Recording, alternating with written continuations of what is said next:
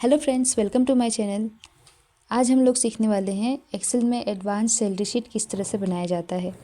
First class में हम लोगों ने सीखा था कि एक्सेल में बेसिक सैलरी शीट किस तरह से बनाया जाता है, और आज हम देखने वाले हैं कि एडवांस सैलरी शीट किस तरह से बनाया जाता है। तो दोनों में डिफरेंस क्या है वो हम पहले बता देते हैं कि पहले वाला जो अटेंडेंस शीट था वहाँ पे हम लोगों ने देखा था HRA DA TA इन सबको कैलकुलेट करते हुए, और अभी हम जो देखेंगे नया चीज़ वो देखेंगे कि अटेंडेंस भी सैलरी शीट में किस तरह से काउंटिंग किया जाता है, वो यहाँ पर नया चीज़ है।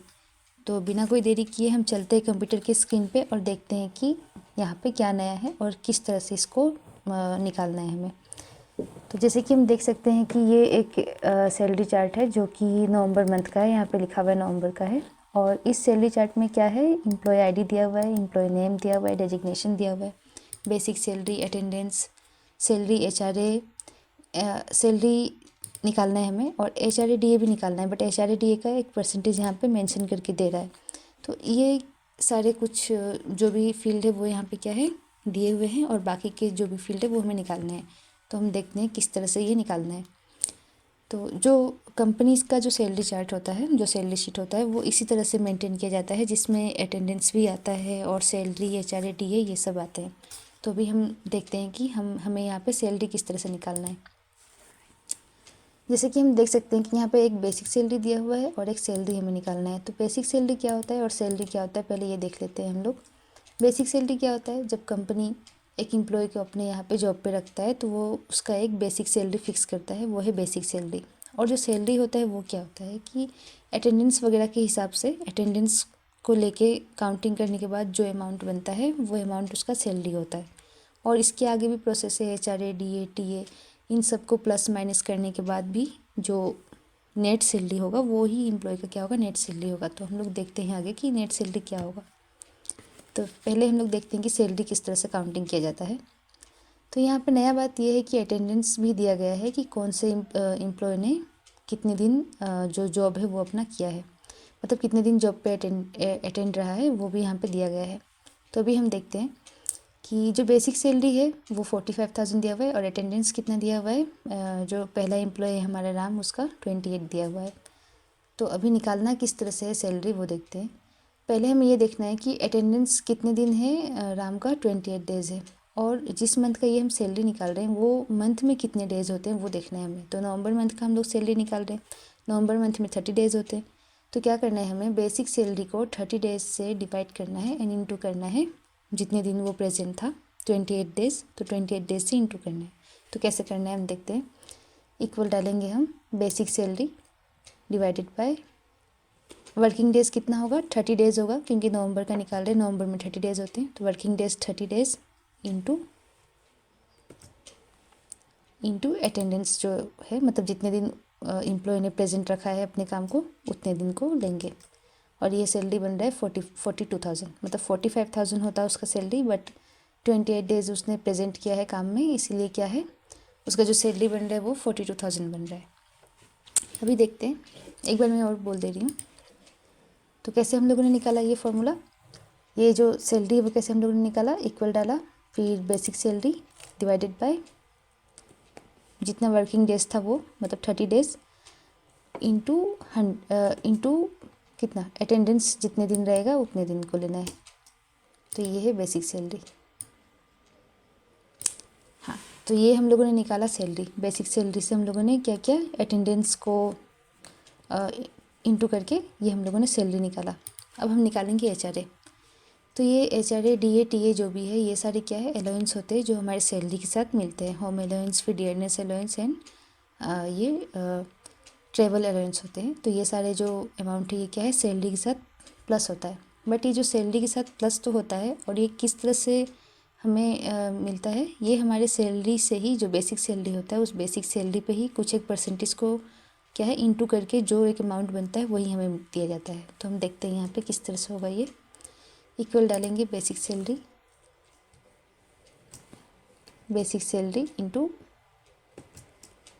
4.5%।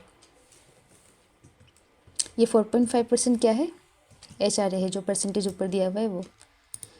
तो अभी इससे हम इसी को ड्रैग कर देंगे हम लोग आगे, और डीए भी निकालना है सेम इसी तरह से। बस ये बात ध्यान रखिएगा कि एचआरए डीए टीए जो भी होता है वो बेसिक के साथ ही क्या है कैलकुलेट किया जाता है। सैलरी जो हो गया वो तो अटेंडेंस के हिसाब से आएगा, लेकिन जो ये डीए एचआरए या पीएफ ईएसआई भी होता है वो सारे क्या होते हैं बेसिक के साथ ही काउंट किए जाते हैं। तो अभी हम निकाल रहे हैं डीए, डीए भी बेसिक के साथ ही काउंट होगा, बेसिक इंटू 3.5%।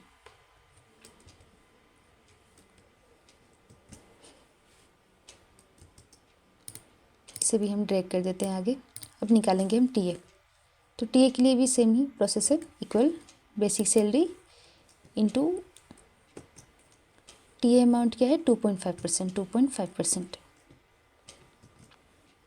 बस इसे भी हम आगे ड्रैग कर देंगे इस तरह से। अब आता है ग्रॉस सैलरी। ये था हमारा सैलरी और ये पूछ रहा है ग्रॉस सैलरी। तो बेसिक सैलरी तो जो कंपनी ने डिसाइड किया था एम्प्लॉय को देने के लिए वो हो गया। बेसिक सैलरी हो गया जो कंपनी ने एम्प्लॉय को देने के लिए डिसाइड किया वो। और जो सैलरी होता है वो क्या है, सैलरी हो गया कि अटेंडेंस के हिसाब से उसे कितने सैलरी मिल रहे वो। अभी आते हैं हम लोग ग्रॉस सैलरी पे। ग्रॉस सैलरी क्या होगा, जो सैलरी के ऊपर जो उसे अमाउंट मिल रहा है एचआरए डीए टीए का, इन सबको प्लस करके उसको टोटल सैलरी कितना मिलेगा वो, तो उसे हम ग्रॉस सैलरी बोलते हैं। तो यहाँ पे हम कैसे निकालेंगे, इक्वल सम, बस ब्रैकेट स्टार्ट करना है और बाकी जिन जिन नंबर्स को प्लस करना है सबको सिलेक्ट कर लेंगे और इक्वल और एंटर दबा देंगे, हो जाएगा। क्या करना है हमें, इक्वल डालना है, सम लिखना है और जिन जिन नंबर्स को प्लस करना है सैलरी को प्लस करेंगे, एचआरए डीए टीए को प्लस करेंगे। तो ये सारे को सिलेक्ट करना है और एंटर दबाना है, बस ये प्लस होके आ गया अमाउंट। अभी इस चीज़ को ड्रैग कर देंगे, नीचे तक अप्लाई हो गया। तो देख सकते हैं फ्रेंड्स आप लोग, जैसे कि पहले बेसिक सैलरी था 45,000, अटेंडेंस के हिसाब से जब हम लोगों ने काउंटिंग किया तो 42,000 बन रहा था basic salary, sorry basic salary नहीं, वो सैलरी बन रहा था 42,000। इसके बाद जब हम लोगों ने एचआरए डीए टीए लगा के जब काउंटिंग किया तो हमारा ग्रॉस सैलरी कितना बना, 56,850। और ये ध्यान रखिएगा कि हर एक जो एम्प्लॉय है वो क्या है अलग अलग डेजिग्नेशन के हिसाब से, मतलब अलग अलग पोस्ट के हिसाब से यहाँ पे दिया गया है। तो जिसका पोस्ट जो है उसके हिसाब से उसका क्या है सैलरी भी यहाँ पे अलग अलग है।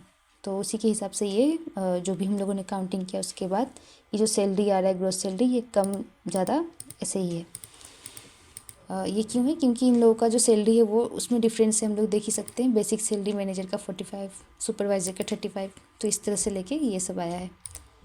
तो जैसे कि हम देख सकते हैं कि हम लोगों ने ग्रॉस सैलरी निकाल दिया। अब हम आएंगे यहाँ पे पीएफ और ईएसआई को काउंटिंग करने के लिए। तो पीएफ और ईएसआई क्या होता है कि हमारे सैलरी से ही कुछ एक पार्ट है जो डिडक्ट होता है और ये हमें मिलता नहीं है। ये पीएफ जो है वो तो हमारे रिटायरमेंट के बाद हमें मिलता है, और ईएसआई जो है वो क्या है, वो हेल्थ इंश्योरेंस टाइप होता है। अगर हम लोगों ने कुछ हेल्थ का अपना ये मतलब कि हेल्थ चेकअप वगैरह करवाया तो वो उसमें क्या होता है कि ये अमाउंट जो है वो कट के जाता है। तो अभी हम देख रहे हैं यहाँ पे पीएफ एंड ईएसआई किस तरह से निकालेंगे। सेम बेसिक के ऊपर ही पीएफ एंड ईएसआई भी क्या है डिडक्ट होगा। तो इक्वल बेसिक सैलरी इंटू 5%। तो ये है इनका पीएफ, इसे भी ड्रैग कर देंगे और ईएसआई निकालना है हमें। तो ईएसआई के लिए हम आएंगे यहाँ पे equal basic salary into 1.5%। ESI कितना है 1.5%।